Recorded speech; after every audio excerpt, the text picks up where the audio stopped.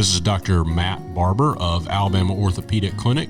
We are proud supporters of Ransom Reprogram, Ransom Ministries, and all of the good work that they do in our community. If you would like to learn more about us, check us out at alortho.com or barbertotaljoint.com. You can also hear more from me personally on the Ortho Real podcast. Thank you again for allowing us to be involved with Ransom Ministries and all of the great work that they do.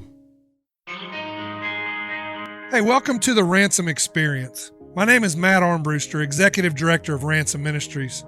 You're going to hear stories from people that we've served and people that serve alongside us, as well as those that we partner with throughout our community. You're going to hear about decisions they made throughout their life and things that happened through different avenues of their life that caused them to go down a path that they didn't see themselves going. And then also those decisions that they have to make on a daily basis to stay away from those decisions that they made in the past. Ransom Ministries empowers people to utilize their God-given gifts and talents in their career and for their community. All along the way, we learn how to help those close to us and also maybe even help ourselves. This is real.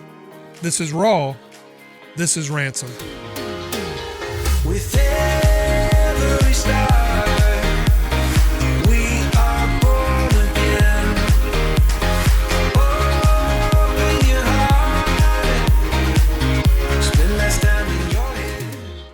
This show is brought to you by Ransom Recycling, your number one choice for electronic recycling in Mobile, Alabama. Help reduce waste in our landfills by recycling all of your unwanted, unused, and non-working electronics. Ransom Recycling is a division of Ransom Ministries that is helping to put men and women back to work. Check out ransomministries.com for a complete list of acceptable items. Drop-offs and pickups can be easily scheduled through the website. Please note that we are not accepting TVs at this time. Ransom Recycling, open 8 to 3 Monday through Friday. Help our planet while helping men and women re-enter the workforce. With every star, we are born again. Open your heart, spend less time in your head. Welcome to the Ransom Experience. Over the last few weeks, we've been kind of talking about our philosophy of how we serve and how we've kind of learned over the years of what it's going to take for us to really get people back into the community, but also just finding their purpose and what they were put on this earth to do. And so I've talked a little bit about that. I talked about my experience of going homeless this last week. And so this week, I kind of wanted to talk about where we're going this year as a ministry. We got some great things. It's an exciting time in Ransom's history. We got a lot of great partners, and I kind of wanted to walk you through that. So first of all, we're going to talk a little bit about investing the things that we have as far as our talents, the things that we do. We have many people that come and they're coaches and they're volunteers and they do some admin work. And we have you met Miss Sandra the other day. And then we also have Jim, who we've met a few months ago. And then Charlie, who comes in as a coach, who you also met a few months ago. And so we base that on that scripture that says, he who had received the 5 talents went at once and traded them, and he made 5 talents more. So it's investing these talents into good things, because there's a lot of things out there wanting to get your money. And that's what we want to talk about now, is how we can get a good return on that through Ransom Ministries and through what we do. So I kind of want to talk about where we are and what our mission is through Ransom Recycling. First of all, our mission is to empower those we serve to utilize their God-given gifts and talents through their career and their community. And the way we do that, we provide these trainees, is what we call them when they first get here, an opportunity to work in an entry-level position, earn a wage while they're working closely with their mentors or their coaches, as we call them. And then while training in their life and job readiness skills, they learn to have community. They learn that people care about them. They learn to walk in the purpose that God has set before them. And so we wanted to, so as they go through recycling and reprogram, we then put them in other situations where they can kind of learn what it's like to work and use the skills that they're learning in the classroom. So we call that the ABCs of work. We're going to take them into any job, which is tearing this stuff apart. And then we go to the better job, which a lot of times is our staffing arm, Ransom Staffing, which we started last year as well, where they can make a little bit more money and do the things that they do. And then we have the career, and how we do that is get them enrolled in some things like CDL training and different things like that. And we produce a great teammate within our organization. Through that process, we've kind of looked at other organizations that do things like this, such as Homeboy Industries out of Los Angeles, Greystone Bakery out of Yonkers, and also Recycle Force, which we have actually modeled the whole recycling and staffing after, and they've been more than gracious in helping us, and they are out in Indianapolis.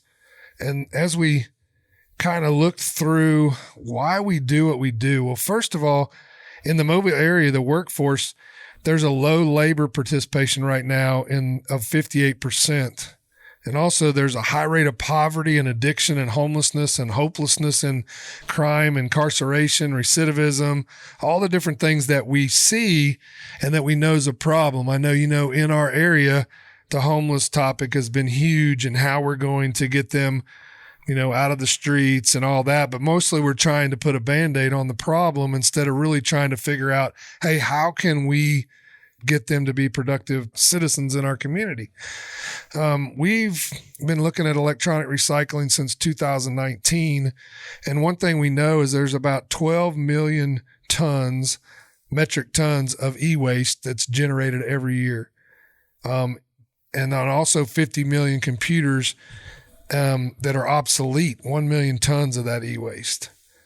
So we're trying to figure out how we can get that, first of all, get it out of our landfills and also have a place to put it. So just in Mobile and Baldwin County, which is where we are, there's 22,000 tons a year that has nowhere to go. Can't go in the landfills, can't go anywhere. It's sitting in rooms, it's sitting in offices, and they have no idea where to go.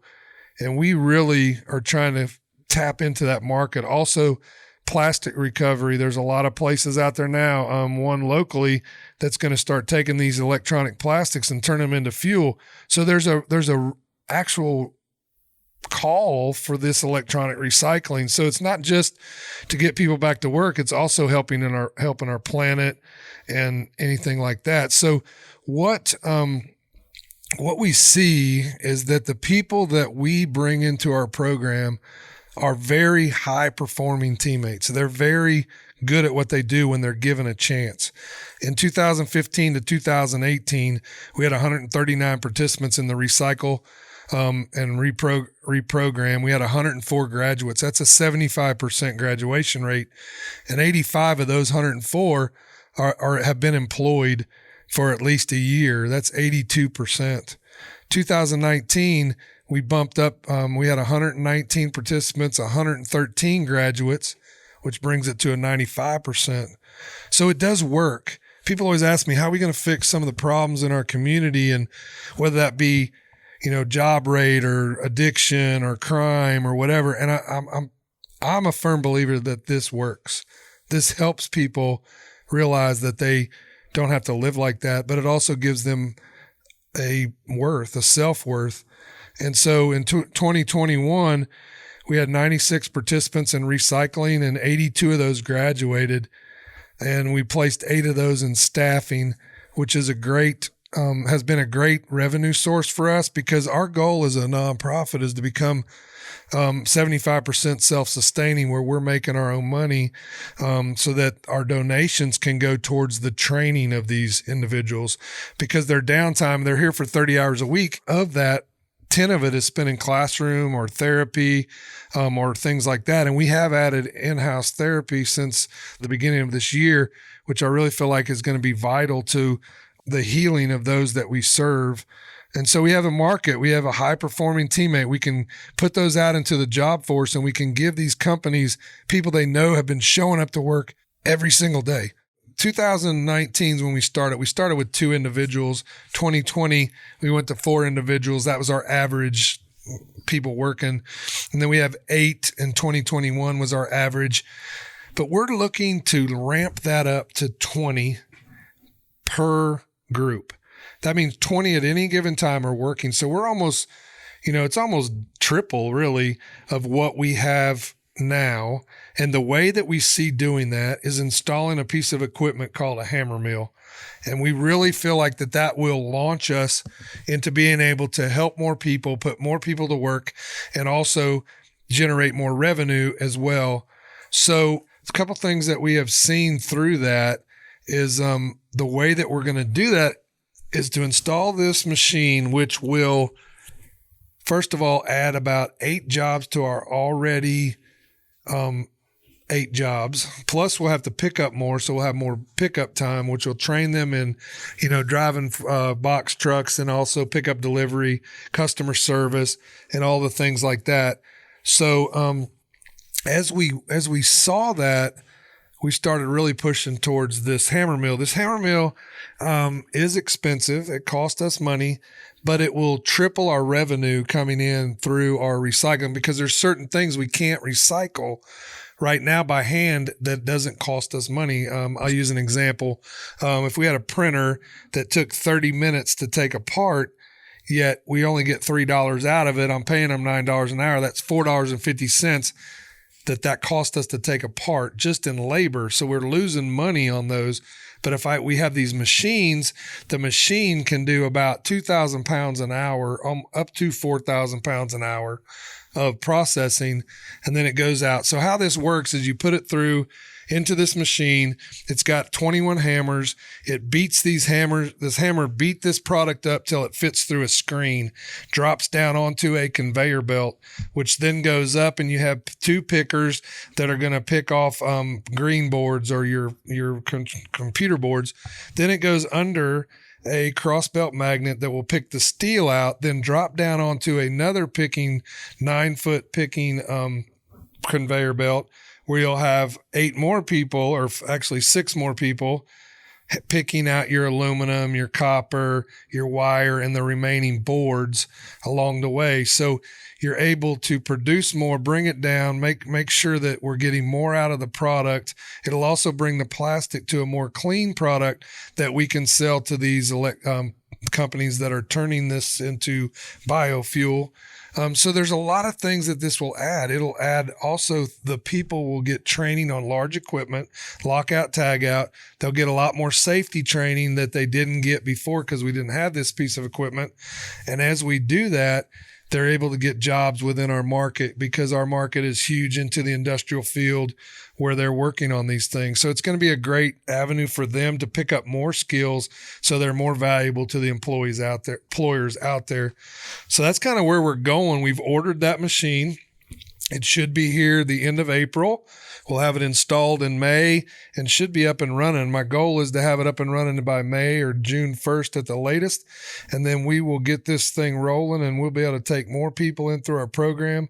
And you might wonder where we get the people for the program. And I know I've talked about it on other podcasts, but one of the ways is that we just partner with different organizations throughout the Mobile and Baldwin County area, and they send them to us. Some of the things we ask is that we try to get them to have at least an ID and their Social Security, because they are on a payroll, and we have to have that in order to fit into the I-9 situation and things like that of being employed. But we also try to help them get that ahead of time. But there's a lot of things that we can do then once we start generating the revenue we need to do the things that we want to do in the future, which is we have a phase 2 to this that will even bring more people onto our program and also generate more revenue. The reason I'm talking about revenue, we are a people bottom line. Well, we want to know what the return investment on the person, the more people we can put through that are successful in doing the things they need to do, and that we can get them the things they need and let them be productive. That's really what our bottom line is. We're not necessarily a financial bottom line, even though we need money to do this. But we were really dependent on donations and people giving, which we still need, but we've tried to generate our own, because I believe that the future of the nonprofit is to generate some of their own money. As you heard in some of my podcast the last couple of weeks, I really don't like handouts. I don't think they do anybody any good. I think there's a time that they need some relief, and so you need to give them those things, but there has to be a transition into the actual rehabilitation of a person and getting them to where they can provide those things for themselves.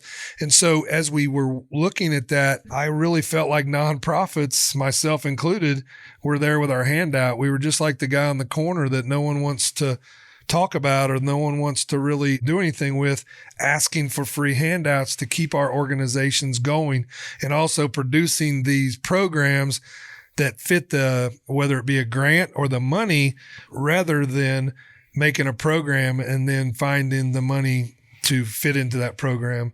So I felt like if it was something I was against for people because it kept them where they were, I really felt like it was something we needed to do as a nonprofit and produce our own funding.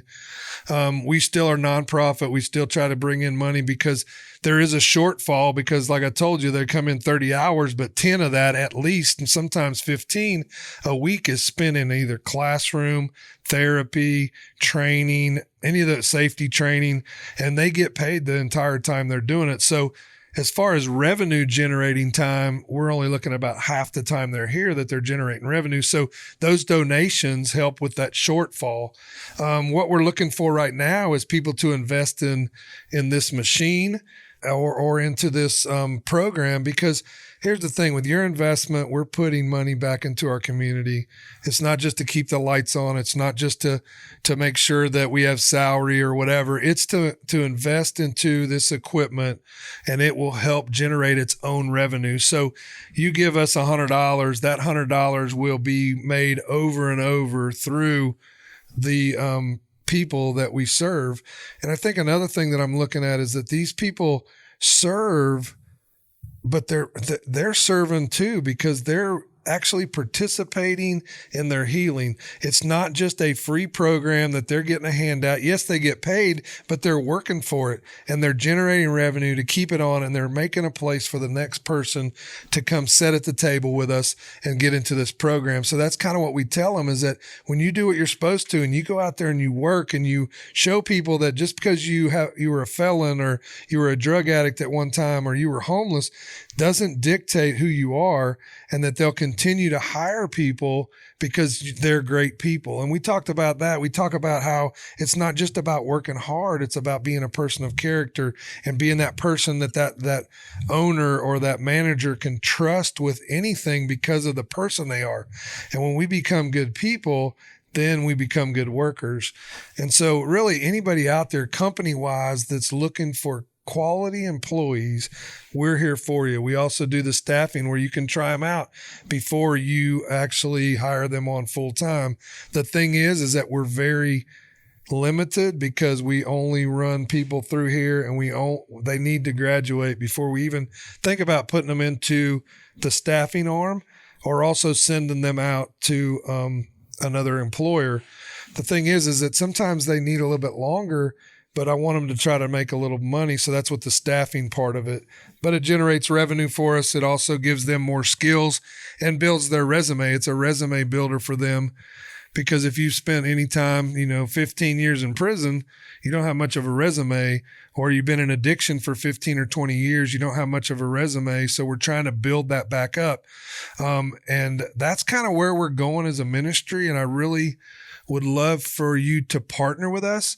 We're going to have lunch and learns throughout, probably once a month. We have one coming up on March 9th that you can come out and have lunch with us and also learn what we do and meet some of the people that are in our programs. We got a great team here. We have Angela, who runs the education part. I got Jim Backus, who runs coaching. I got Miss Sandra Dicus, who does a lot of administrative, answering the phones, keeping us straight. And then we have Mr. Bill, who drives the van. And we're always looking for good volunteers. We're looking for coaches. We're looking for people to come in and teach, just hang out. And really, people always ask, well, I don't really know, what they've been through. I've never been through that. It doesn't matter. We're all people, and we're all here to help each other. And that's they just need to see people show up. So if you can come out, we're at 320 South Craft Highway. If you don't live here and you're somewhere else, pray for us. There's always ways to get involved in your community. So get involved somewhere that's actually making differences in people's lives. And I can assure you, not because it's our program, this program works. The way that we're doing it works. And if we could get this, spread even across the country, I believe it would transform our communities. It would transform the people, and it would cut back on many expenses that we really don't need. Because every time you put someone to work that can take care of themselves and take them out of homelessness or addiction and crime, you're saving money on police force, you're saving money on health care, you're saving money on so many different issues, but you're also putting money back in through them purchasing things and also through them just being good people. So I hope that all made sense. I felt like I was kind of rambling, but I kind of wanted you to know where we are. And then over the next few weeks, you won't have to listen to my voice. You'll be able to listen to some of our participants, people that are in the program right now, and what this has meant to them and what your dollars mean to us as well. So if you're interested in getting involved, I'd love for you to come out and visit us. Or you can send a tax-deductible donation to Ransom Ministries at 320 South Craft Highway in Chickasaw, Alabama, or you can go to our website, ransomministries.com, and you can click on the donate button and you can give money towards this program so that we can continue to transform lives and put back into our community. You can also follow us on all the social medias. Share these podcasts with your friends. It really can tell you kind of what we do, why we do it, and how it's transforming the lives that we're touching. I appreciate you guys listening. I appreciate all the downloads. Just spread the word. And until we talk again, I'll see you next week. Too many days in the darkness without a glimpse of the light. Running tired and broken and scared, but I swear I'll never give up the fight. With